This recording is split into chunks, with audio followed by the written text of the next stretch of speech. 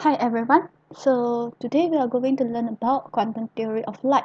So what is actually quantum theory of light? Quantum theory of light is actually implemented by Max Planck, where it causes him to win the Nobel Prize in the year 1918. This quantum theory of light states that the energy of the electron wave is actually in quantized. Quantized here means in discrete form. So before this quantum theory of light exists as a wave, where you have an interference diffraction pattern.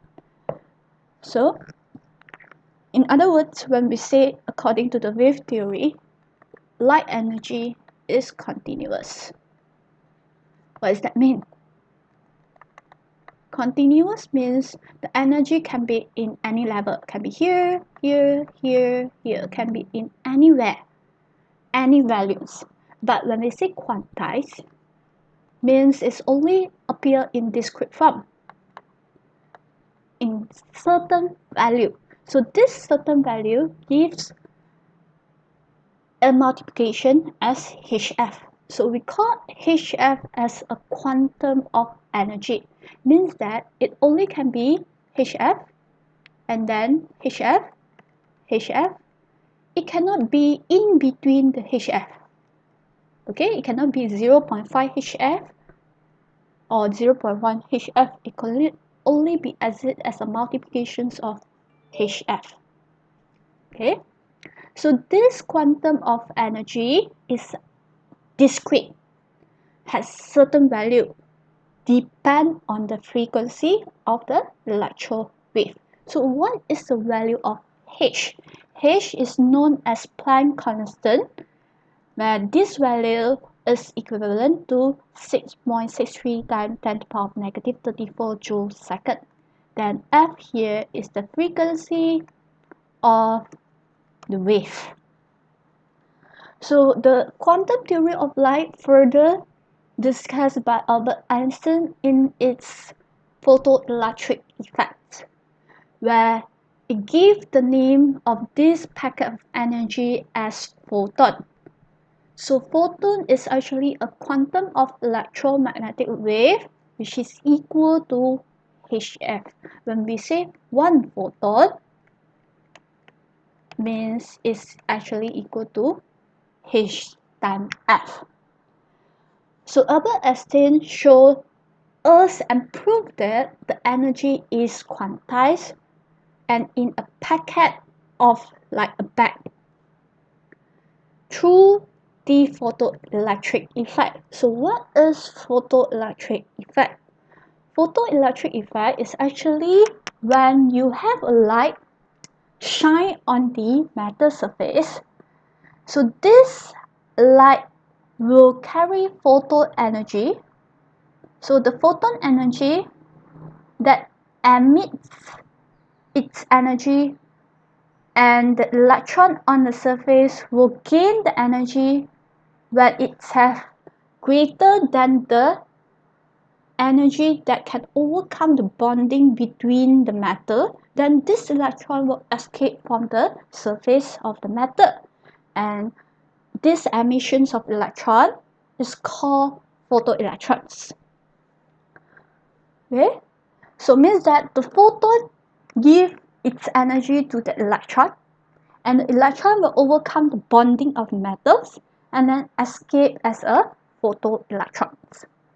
So what is actually photoelectric experiment? So photoelectric experiments is actually made up of a cathode and anode, and when you strike a light on it, so this cathode is actually made up of metal.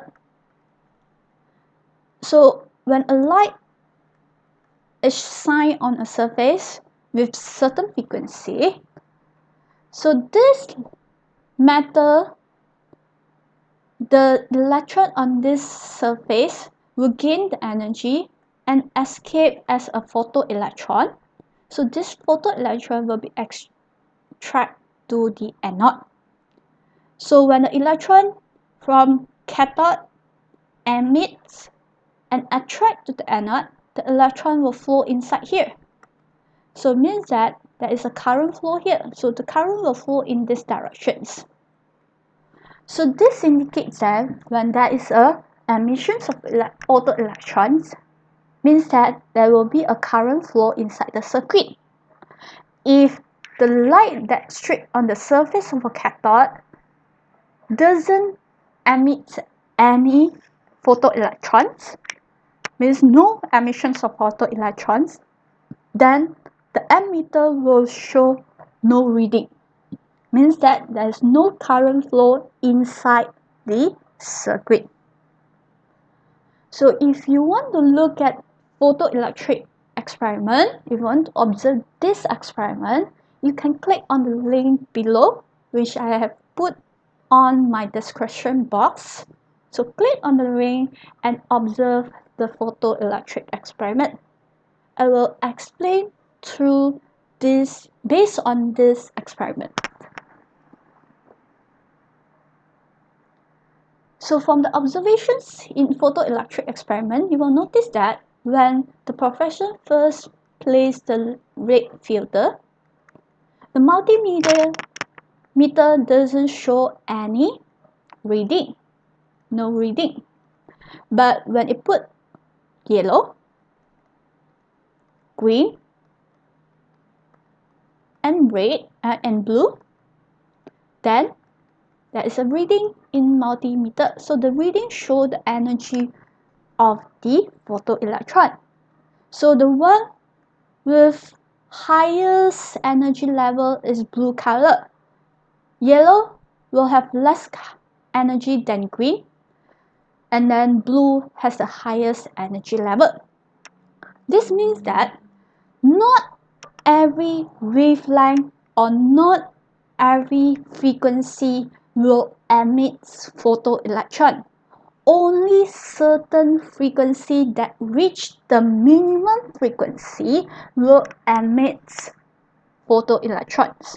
So this frequency, this minimum frequency that causes the photoelectrons to emit, we call it as threshold frequency. So for the experiment that you observed just now, red doesn't meet the threshold frequency. So threshold frequency is actually the minimum frequency required for the emissions of photoelectrons. This is based on the nature of the metal surface, because every metal has different bonding, the magnitude of bonding force. So we have difference of energy in order for the metals, the electron to escape from metal. So it depends on the nature or the characteristic of the metal itself. So this minimum frequency that causes the photoelectrons to be emit from the metal surface, we call it as a threshold frequency.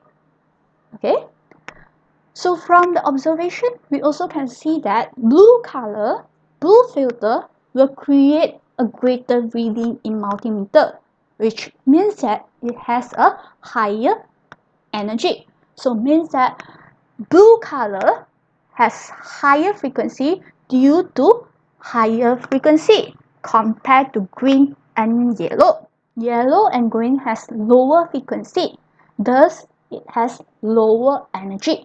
In other words, the maximum kinetic energy for the photoelectron is depend on frequency. And you will notice that when the blue filters or the green filters or the green filter insert inside the photoelectron experiment, the multimedia will immediately shows the reading without any changes. Let's say when the first reading is 3, then it will continue 3, 3, 3 without changing. The value will be constant at certain value. So this indicates that the emissions of photoelectron is always instantaneous and the maximum kinetic energy doesn't change if the frequency doesn't change. Okay, then your rate of emissions of electron means the flow of current is actually depend on the intensity and is directly proportional to the intensity. Why? I will discuss this in details in my next video. Okay, so the rate of emissions of electron is actually depend on your intensity, but this intensity will not causes the emissions of electrons. Means the emissions of electron does not depend on intensity. What does that mean? If you, let's say just now, red light, if you're using red light, no matter how high intensity of red light is strike on the on the metal, red light will not cause any emissions of photoelectron because it doesn't reach the threshold frequency. Thus, it cannot emit photoelectrons. So, emissions of photoelectrons do not depend on intensity. No matter how strong the intensity of the red light, there is still no emissions of photoelectrons because the emissions of photoelectrons is depend on the frequency. Okay, remember, it must has a minimum frequency to make sure the electrons escape from the surface of the metal. And then the maximum kinetic energy will not depend on intensity too. So like the red light, no matter how you increase the intensity of your red light, the reading of the multimeter will not have any changes. It will always show 0 because it doesn't depend on intensity unless you change your red light into yellow light, green light or blue light. So means that your maximum kinetic energy is only depend on your frequency. So why wave theory cannot explain the photoelectric effect? Because from the wave theory, it predicts that all wavelength or all frequency of light will always emit the photoelectrons. But in the previous observations, we know that, for example, like red light doesn't emit any photoelectron. So this one cannot be used to explain the photoelectric effect. The second thing is, the wave theory predicts that the emissions of photoelectron is not instantaneous. Electron needs time to absorb enough energy. Why? Because we know that from wave theory, energy is a continuous energy. The light energy from wave theory is a continuous stuff. So when it shine on the metal surface, the energy will continue to provided to the electron until the electron gets enough energy and escape from the bonding from the metal atom. Means that the photoelectron will finally escape from the metal surface just in a matter of time. Maybe it will take a longer time to escape from the metal surface, or it will take a shorter time to escape from the metal surface. But in the previous observation, we see that and we observe that the photoelectrons actually happens immediately after the blue filters or the green filter inserted inside the photoelectric effect. The emissions is always immediate. So wave theory cannot explain through this prediction, so it's failed. Then the third thing, wave theory predict that the maximum kinetic energy of electron is always depend on the light intensity. Why is it like that? Because according to wave theory, the I increase P or the power of the light wave will be increased. When the power increase, the kinetic energy will also increase. But in the other way around, from the previous observations, the maximum kinetic energy is actually depend on frequency, where we know that from the reading of the multimeter, blue light shows show a greater reading compared to yellow light and green light. So actually the maximum kinetic energy is depend on F. And throughout the experiment or throughout the blue lights for the photoelectric effect, we notice that there is no change in kinetic energy or no change in the multimedia reading. Means that